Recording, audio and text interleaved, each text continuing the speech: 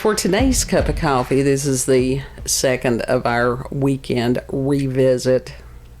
Revisits? My rant about people who had no understanding of the 60s, have not researched it. Uneducated. Listen, I ain't that educated either, but I have enough education to know if I don't know anything, I shut my mouth.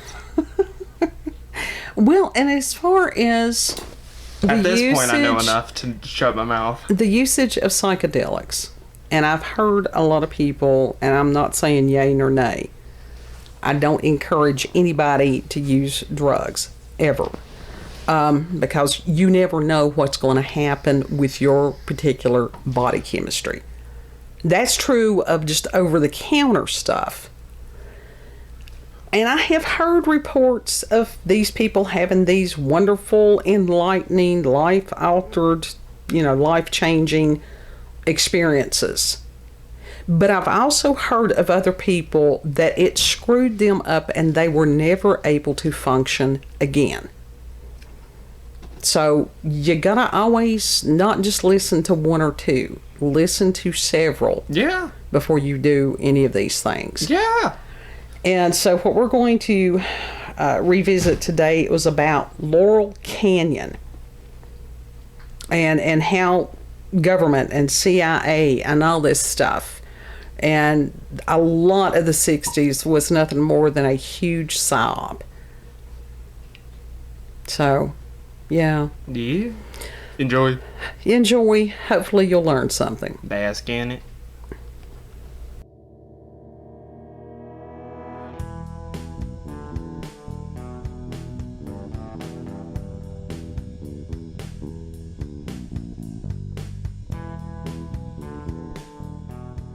For today's cup of coffee, enough of the light and fluffy.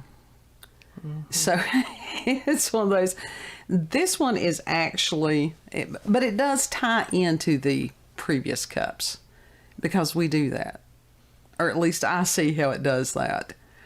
And it's actually going to tie in with previous cups, 1526 Hippies, part of Covert Ops, and 1528 Charlie Manson as an experiment, because these are theories as far as him being part of MK Ultra. Mm-hmm. And for today, we were talking about were they alive, were they dead, and as far as Jim Morrison. So our subject is going to be Laurel Canyon, military intelligence family backgrounds of the iconic 60s counterculture rock stars. That's a hell of a title. And this was written by Russ Winter on May 13th of 2020, and his website is Winter Watch, and so the link will be in the description box. Plus we'll put links to these previous cups. Folks on Odyssey, I don't know whether I had stopped trying to upload on Odyssey for a while, so you all may have to go back to YouTube to watch these. They're on BitChute someplace, but I don't have a playlist. I don't have a playlist on BitChute, but you could try to find them there. Yeah. If you don't want to deal with ScrewTube. I understand that. ScrewTube. Yeah. ScrewTube. So this article starts out with a note, and Mr. Winter said that the source of the information contained in the following post comes from Dave McGowan's book, Inside the LC, the strange but mostly true story of Laurel Canyon and the birth of the hippie generation. And Mr. Winter says that he has surveyed the key points as related to the iconic counterculture rock stars that emerged out of Los Angeles' Laurel Canyon. And so I have edited his edit. But because it's all good, because it's a matter of commentary on these things. Exactly. Make it your own in a way. Right. But still give credit. And as somebody that is Gen X. BPC, but not too PC. Yeah, I was right there on the cusp of some of these things. Uh-huh. As far as the hippie movement, you would see it on TV, but it being in our region, no. No, because, it just, things like that were a lot of times for urban areas. more than rural areas. We have a tendency to pretty much stay the same with some of our culture, especially here in the Appalachian Mountains. Yeah, stay the same. Keep traditions alive. Yeah, which is not a bad thing. It depends on the tradition. Yeah, there are some of them that need to go. But anyhow, this gentleman, Mr. Winter, starts out, and he was saying that Dave McGowan died in 2015 at the age of 55 of a fast-growing pancreatic cancer. Okay. And that wouldn't be that abnormal, except that I was reading yesterday about Bob Marley. Uh-huh. And he was very vocal as far as, what the governments were doing to the country and stuff like that. Right. It was reported that he had been gifted with a new pair of, one of them said boots, one of them said shoes, whatever it was, and that when he put them on, that there was a piece of wire in the shoes or whatever that pierced his foot. And later, he suddenly developed a form of cancer. Yeah. Wow. Absolutely. And he's not the only one. There's been other people that mysteriously developed fast forms of cancer. Mm-hmm. And then you've always got these oppositional pieces that are like, oh, well, he had something about his thumbnail, and that it was reported that he had cancer before he knew he had cancer, and blah, blah, blah. So there's a lot of questions there about this. And in our day and time, would I be apt to believe that there are forms of cancer that is transmissible? Oh, yeah. I've thought that for a long time. I think cancer is a catch-all term for something, and there are various and sundry causes of whatever this disease is, that they're just lumping it all together. Yeah. And for a very long period of time, especially naturopaths, that anybody who has said that they have a treatment or a cure for these things were silenced. Quickly. Usually by being killed. They had mysterious deaths. Mm-hmm. So, which we all know they're not mysterious. Well, yeah. Anyhow, the magician's trick. Look over here while I do all this shit on the other side that's out of your vision. Exactly. Now, Dave McGowan also studied a lot of different things, and as far as the harming of children as part of an elite characteristic, there was, by the crime syndicate or the cabal. There's a lot of people that do this stuff about the cabal. Right. One of the best is on BitChute, because I think that YouTube banned her. Mm-hmm. And I think on YouTube it was called Fall of the Cabal, but on BitChute it's just called Fall Cabal. And the lady is maybe from Holland or something. Uh-huh. She's phenomenal. So if you want a lot of these things to connect, go back. I think she's like up to 22 or 23 on videos. And they're kind of lengthy, but they're very well researched. Okay, as long as they got good information and they're somewhat entertaining, I don't know that you'd call it entertaining, but it definitely is informative. I do not want to sit through a You lecture. don't. It's not a lecture. I mean, it is a really good presentation. It's very professionally done. She has the references on these things, so it's not like she's pulling this out of her ass. I never said that she was. No, I'm just saying, Yeah. You should try to listen to one or two of them just to see. You go down these rabbit holes too. Maybe. But anyhow, so it says that McGowan also, had delved into 9/11. Yeah. There's a lot of That's a rabbit hole. Yeah. See, that's one of those when it's been done over and over and over. I see no point in redoing that. Mm-hmm. Because there's other people that's going to do it better than our porch ponderings. I don't know. There's some people that have come up with really, really, what is it called? I don't know. Enlightenments? No. Understandings? No. Convincing very convincing, theories Oh, via it's- porch ponderings. Well, that's true. But it's like there used to be a show that was about how people did demolition. Mm-hmm. And especially these high-rise buildings and stuff like that. And what they would do, they would set the charges and the building would pancake down to prevent it from, being destructive to the other buildings near it. And it was fascinating. Yeah. And when 9/11 hit, and I watched that, and I'm like, damn, I've seen that before. I know exactly what that is. Mm-hmm. And there's a lot of other people that they're like, no, this is bullshit. And it was. Yeah. But either way, people died. Oh, absolutely.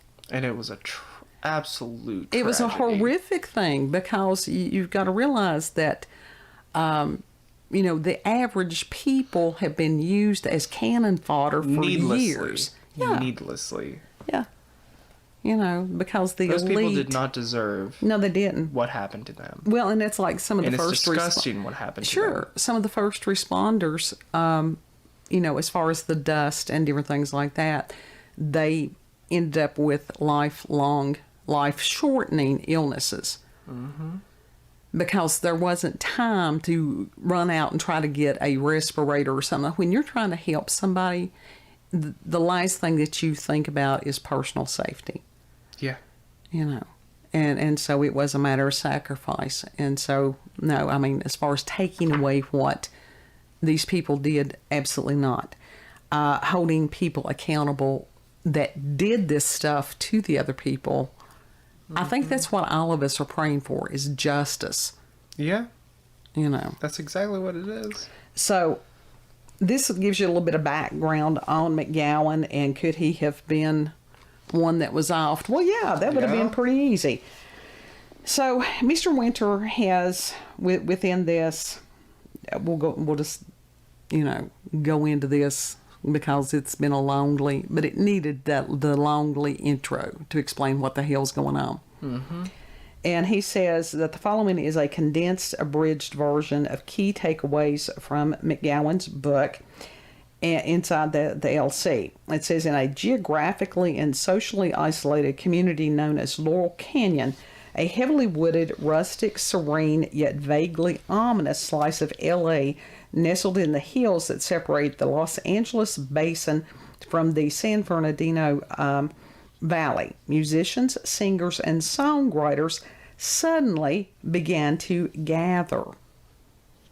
Yeah, right. And it says, within months, the hippie flower child movement will be given birth there, along with a new style of music that will provide the soundtrack for the tumultuous second half of the 1960s. Woodstock. It was the major record labels, not independent artists or labels, that signed Laurel Canyon's newly formed bands. It was the major labels that provided them with instruments and amplifiers, studio time, and session musicians. Now, the bands themselves were initially lacking in skilled musicians and were very manufactured. It says it was the major record labels that also recorded, mixed, and arranged the albums, and that they were released and then heavily promoted. Also, the corporate titans of all three branches of the mainstream media, print, radio, and television, did their part to help out in getting the music promoted and seen and heard and all that stuff. So it was an orchestrated thing. Yeah. And so we can see that these hippie movements were not organic. Yeah. Mm. And the band's members also, during this of the counterculture movement, were never arrested for very long on drug charges.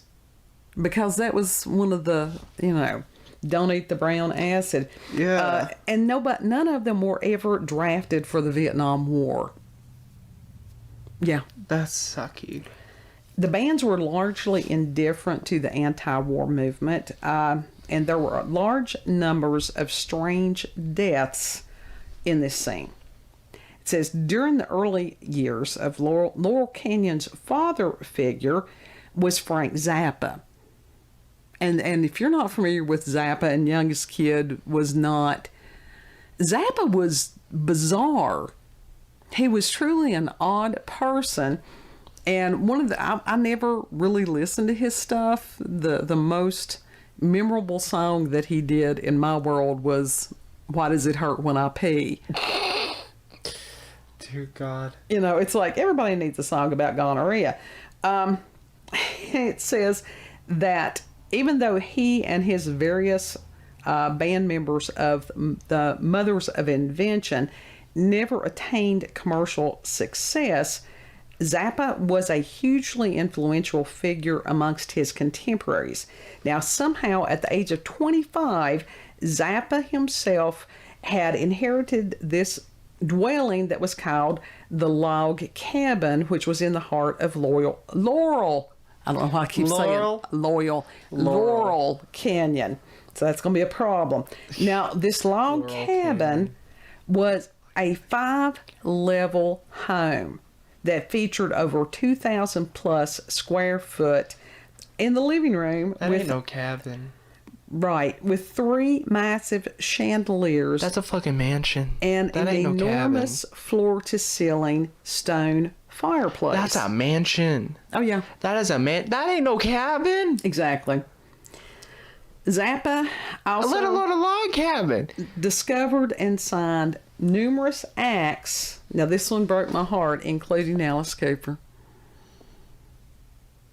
Yeah, my heart kind of stopped on that one just for a minute. And it says Zappa never really made a secret that he had nothing but contempt for the hippie culture, and that he even helped to create and surrounded himself with. Okay, if you hate a thing, are you going to hang out all the time with people that are part of that thing? No. Unless you've got an agenda. And it says, by numerous accounts, he was a rigidly authoritarian control freak. Well, that's sort of redundant, isn't it? Yeah. And a supporter of U.S. military actions in Southeast Asia. And not only that, he never used drugs.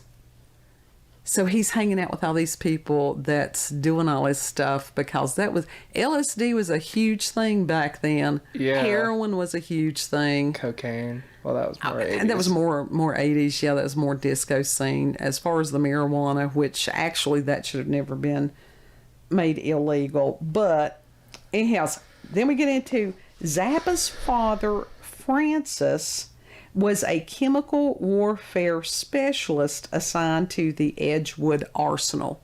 Wow. And this is the longtime home of America's chemical warfare program, as well as a facility frequently cited as being deeply enmeshed in MK Ultra operations. And Frank Zappa literally grew up at the Edgewood Arsenal, and he lived there the first 7 years of his life in the military housing there on the grounds of the facility. Now, the family later moved to Lancaster, California, near Edwards Air Force Base, where Francis Zappa, the daddy, continued to busy himself doing classified work for the military intelligence complex. Damn. I don't believe in coincidence. No, there is no coincidence on that. It says later in life, Zappa went off the rails and spoke frankly about his role as an actor in this charade and provided insights into what was going down in the real world. It's like David McGowan. Say it right. I'm trying. Like David McGowan, Zappa died of a virulent form of cancer at age 52. Uh-huh. Because he was about to give away all the secrets. Oh, yes.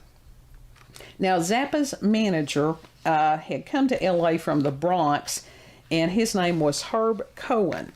Cohen was a former U.S. Marine and had spent a few years traveling the world, which had taken him to the Congo in 1961 at the very time that leftist Prime Minister Patrice, I'm going to try to pronounce this correctly, Lumumba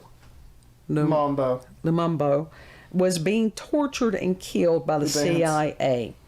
Now, according to one of Zappa's biographers, Cohen wasn't in the Congo on some kind of intelligence mission.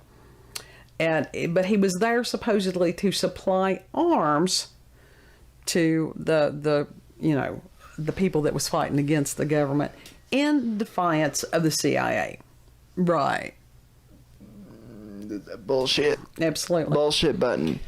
Now, Frank's wife, Gail Zappa, formerly known as Adelaide Sloatman, I would rather be a Zappa than a Sloatman. Yeah. She came from a long line of career naval officers. Her father, who spent his life working on classified nuclear weapons research for the U.S. Navy. Now, is it just a matter of Army brats? I guess don't so. think so. No. Now, Gail herself had once worked as secretary for the Office of Naval Research and Development, and supposedly she had told an interviewer at some point that she had heard voices all her life. So she's schizophrenic. I don't know. Maybe. And she had attended a naval kindergarten with Jim Morrison. The fuck? Yeah. And it says Jim Morrison had later attended the same Alexandria, Virginia high school as John Phillips and Cass Elliot. Mamas and papas. Yeah. Now, Jim Morrison's father, George S. Morrison, commanded the fleet during the Gulf of Tonkin incident, which was a false flag. That's proven. That's not conspiracy. That's for real. That led to an escalation of the Vietnam War. And aboard the flagship carrier Bonhomme Richard, I hope I've pronounced that right, Daddy Morrison commanded American naval forces in the Gulf when the destroyer Maddox engaged 3 North Vietnamese torpedo boats on August the 2nd, 1964.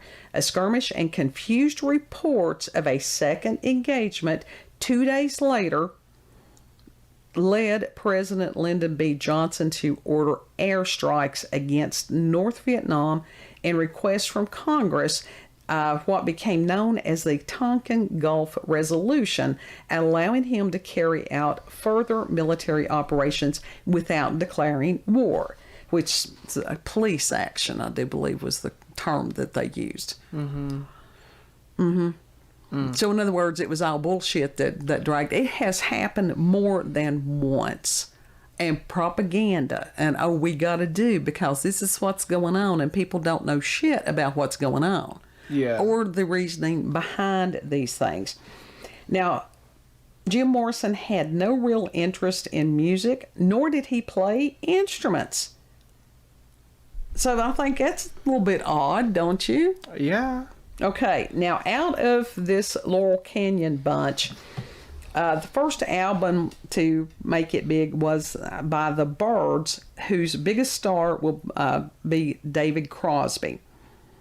David Crosby is an odd character. And I can't help, but I don't remember who it was. Some comedian said that, how in the world could you have respect for somebody that was a cocaine addict and yet still fat? My God. I don't remember. Years That's ago horrible, I heard Mama. that. That's I just horrible. I just repeated it.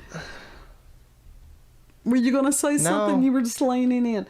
It says the band's debut effort, Mr. Tambourine Man, was released on the summer solstice of 1965. Oh, shit.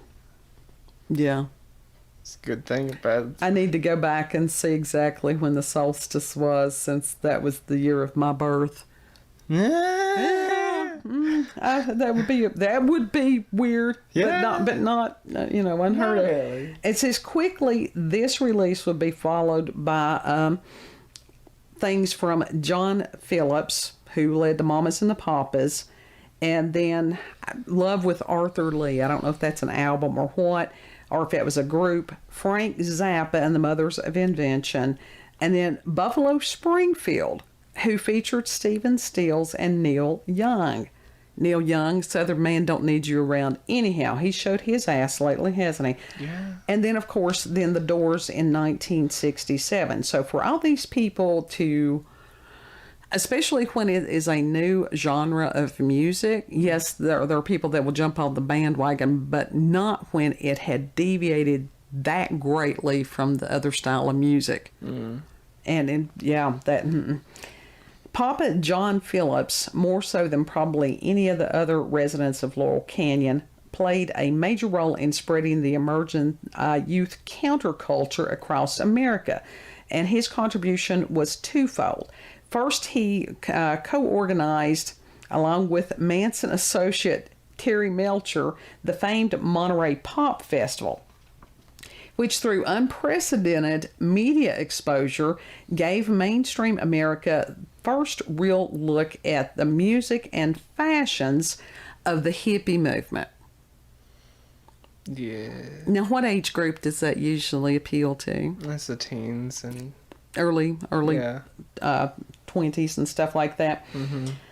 Then, Phillips also wrote and inspired the song known as San Francisco, Be Sure to Wear Flowers in Your Hair, which will quickly rise to the top of the charts. And along with the Monterey Pop Festival, the song would be instrumental in luring the disenfranchised, a preponderance of whom were underage runaways, to San Francisco to create the Haight-Ashbury phenomenon of the famed 1967 Summer of Love.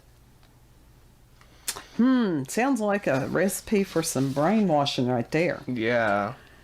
John Edmund Andrew Phillips was another child of the military intelligence complex, the son of U.S. Marine Corps Captain Claude Andrew Phillips, and a mother who claimed to have psychic and telekinetic powers.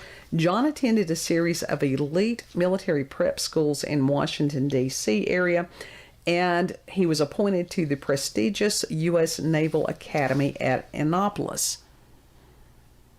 Okay. And all of a sudden he's going to become a rock star, a pop star. Yeah. That does not. No, it doesn't. John married Susie Adams, a direct descendant of founding father John Adams. Don't know about the connection with the beer company, but anyhow, Susie's father, John Adams Jr., had been involved in what Susie described as cloak and dagger stuff with the Air Force in Vienna. So then you've got all this secret society shit tied in with all this also. And what is also called is covert intelligence operations. And Susie herself worked for the Pentagon along with John Phillips's older sister,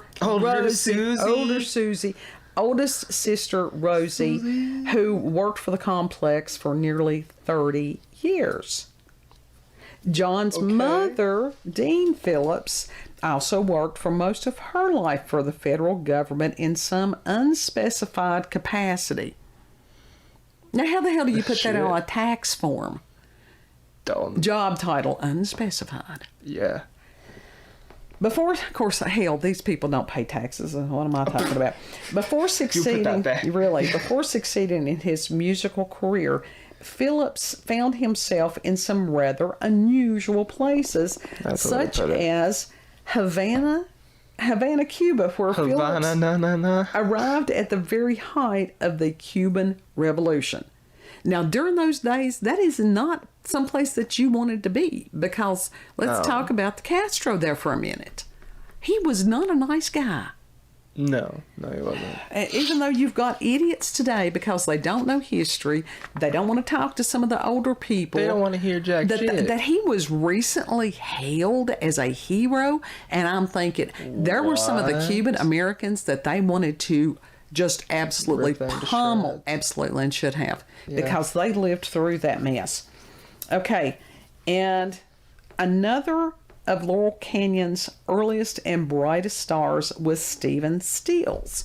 And Stills was a founding member of two of Laurel Canyon's most acclaimed and beloved bands. That would be Buffalo Springfield, which I was ignorant. I didn't know that he was part of that band. And then Crosby, Stills, and Nash.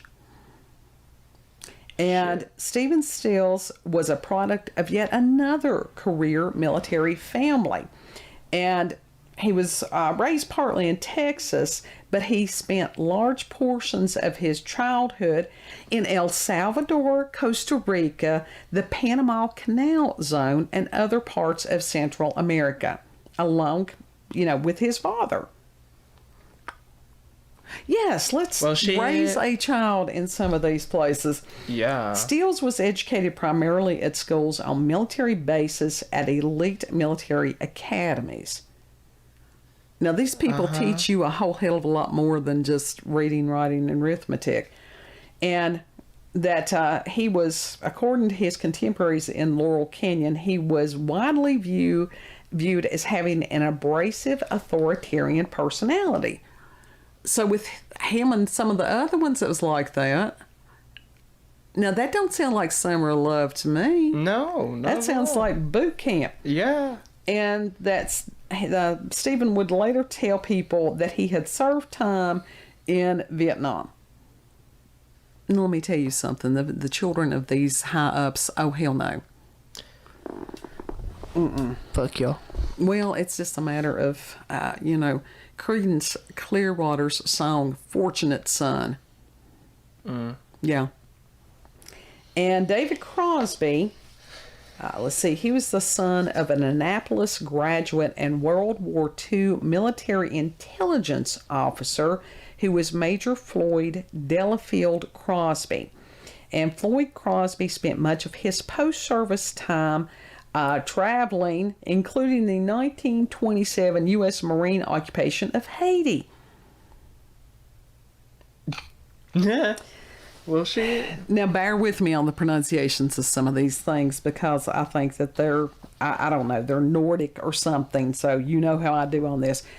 David Van Cortlandt Crosby is closely intertwined with Van Cortlandt, Van Schuler, and Van Rensselaer families. And it says if you type those in Wikipedia, that you can read up on the power wielded by this clan for the last 2.25 centuries. So that sounds like some elites right there. Yeah. And the Crosby family tree includes an array, they said a dizzying array, of U.S. senators and congressmen, state senators, assemblymen, governors, mayors, judges, Supreme Court justices, Revolutionary and Civil War generals, signers of the Declaration of Independence, and even members of the Continental Congress. And so all that, and dude's going to be a pop star? I think not. I think not. His family would have stopped him from that unless it had some, other reasoning behind it. Yeah. And it says the family line also includes more than a few high-ranking Freemasons. Of course. Now, the Freemason thing I have not gotten into either because I know people that are in the Masonic lodges at low levels and they have no clue. Look into it. Oh, well, I know, but some of these people, you don't want to they know. hurt them. They know. The low-level ones that thinks it's just a social club, I've known people that I don't think they have a clue that they know what they're doing. At least let me remain ignorant, including a pastor friend of ours over the past few years, and it was just sort of heartbreaking. But we pray for that person and we go on. Anyhow, this Stephen Van Rensselaer III reportedly served as Grand Master of Masons for New York. And then, according to the New England Geological Society, David Van Cortlandt Crosby is also a direct descendant of Founding Fathers and Federalist Papers authors Alexander Hamilton and John Jay. I don't know if they were Masons or not. I know that there were quite a few of the Founding Fathers that were Freemasons. See, you've gone down that rabbit hole, haven't you? Not really. Well... And it says another one to come out of the Laurel Canyon scene was singer-songwriter Jackson Browne. You had to look into some of his stuff. He had quite a few hits there in like the 80s and stuff. He was pretty much big time. And his father was assigned to post-war reconstruction work in Germany, which very likely means that he was then in the employment of the OSS, which was the precursor to the CIA. Yeah. Shit. Yeah. And then you got Mike Nesmith of the Monkees. The Monkees. And Corey Wells of Three Dog Night, that they were also involved with this Laurel Canyon mess, that both arrived in LA not long after serving time with U.S. Air Force. Now, Nesmith also inherited a family fortune estimated at $25 million. His mother invented whiteout. Yeah, I think you told me about that. I did. And then it says that Graham Parsons, I don't know if that's of the Did they still Parsons make whiteout? Yeah, well, I don't know. People were sniffing it. Don't fucking sniff it. It's the same as nail paint. It doesn't matter. I mean, you cannot. People will find a way to hurt themselves. Who huffs nail polish? My God, who knows? Because that's no different than what whiteout is. Yeah. Graham Parsons, who would briefly replace David Crosby in the Byrds before fronting the Flying Burrito Brothers. I can honestly say I have never heard anything by these people, at least to my knowledge. Was the son of Major Cecil Ingram Coondog Connor II, a decorated military officer and bomber pilot who reportedly flew over 50 combat missions. Parsons was also an heir on his mother's side to the formidable Snively family fortune, and that's said to be the wealthiest family in the exclusive enclave of Winter Haven, Florida. The Snively family was the proud owner of Snively Groves Incorporated, in which they reportedly owned as much as 1/3 of all the citrus groves in the state of Florida. Now, point being that you've got supposedly you've got a bunch of hippies that are living together in a commune that have millions of dollars, and that they're hanging around with the likes of Charles Manson and some of these other folks. Yes. And that there was not some kind of insidiousness going on. Mm. That's why, as far as going back to the video where there's the strong possibility that Charles Manson was involved in MK Ultra at some point, at some level. Oh, yeah. And that the whole hippie movement very much could have been orchestrated CIA or something like that. Part of it was the agenda of helping to destroy the cohesiveness of America. Mm-hmm. Because when you've got kids rebelling against their families, rebelling against what is considered, the society of the time, a house divided cannot stand. No. And so this stuff has been going on for a long time. Mm-hmm. Like I said, the destruction of the family and different things like that. And kids go through phases. It's like, oh, so and mama don't know anything, daddy don't know anything, until the kid matures enough, and then they're going, oh, hell, they're not as dumb as I thought they were. Oh, yeah. And that still is going on. Mm-hmm. And so now you've got children trying to raise children. Well, that goes back to the blind leading the blind, and both of them falling into a ditch. Yeah, pretty much. Yeah. So, interesting stuff. Does it relate to some events that's going on today? I believe it does. Yeah. So, but these are just my opinions. It's your feelings. It's your opinions. It's backwoods, redneck, hillbilly. All right. Well, they've already told us that we in our culture, we don't know shit anyhow. So that's true. That's all right. Yeah, but I thought that was ignorant. No, that's all right. That I would rather be let them think absolutely because being underestimated is a great strategy. Mm-hmm. So that's it. All right. Did I blow your mind with that one? I haven't done my spiel. Let me do my spiel. Well, yeah, I was waiting for you. Oh, damn, you just sitting there silent. Did you have another brain fart? No, not on that. I've just had the headache all day, so I'm trying to deal with it. If you've had experiences with paranormal, supernatural encounters, UFOs, aliens, cryptids, if you know more about the Laurel Canyon stuff that you would like to share, If you have local, regional, family, myths, legends, send all those things to us, cupofcoffeewithscream@gmail.com. We always appreciate when you have porch ponderings and coffee sippings with us. Yes. Know that you're loved. Yes. And if you like this video, don't forget to like, share, comment, and most of all, subscribe and click that notification button for daily notifications of our daily uploads. Thank you all, and have a good. There you go. Yes. You all have a beautiful, blessed day. Bye. Or whatever. That's why I said good.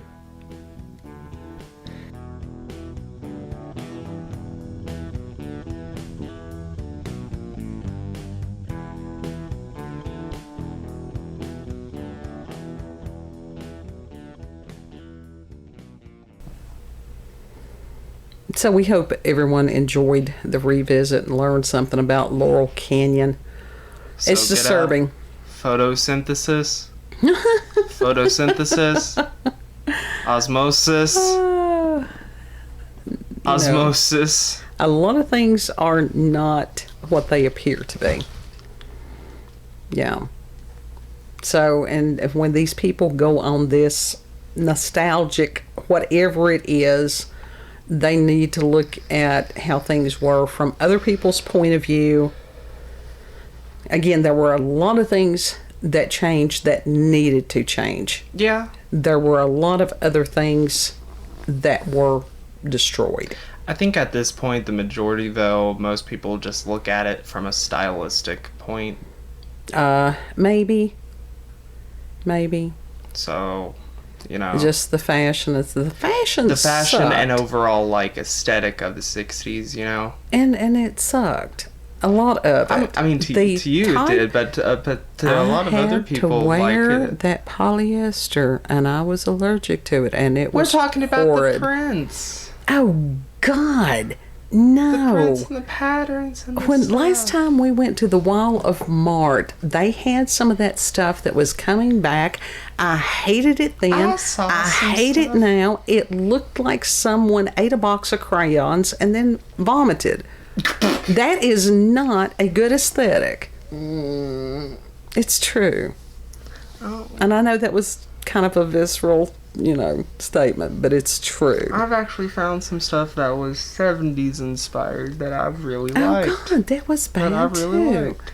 Not If the stuff you that I want- saw that was bad. As far as fashion, if you want to go back, You don't know what I saw. You don't know Victorian, what I'm talking about. That was bad. Or Edwardian, 60s, whatever. those types of That's not things. what Grunge, I don't mind because I had been dressing like that, still dressed like that for years. Yeah. But anyhow. 60s, 70s, they meld together. Yeah, not always in a happy way. I lived through both of them. I remember what was in the stores. I do. I remember what I was forced to wear. I do. Yeah. So, hopefully this was educational. Please put in the comments if you're somebody that also lived through the 60s. And, we'd like to edify other people. That's always Yeah. appreciated. When we share knowledge, when we share points of view, then that helps us all have a fuller and greater understanding. Also, when we revisit, it is now 2023. Yeah. Yeah. So, you all have a beautiful day. Know that you're loved. And we'll see you on the next cup. Yes. Bye. Bye.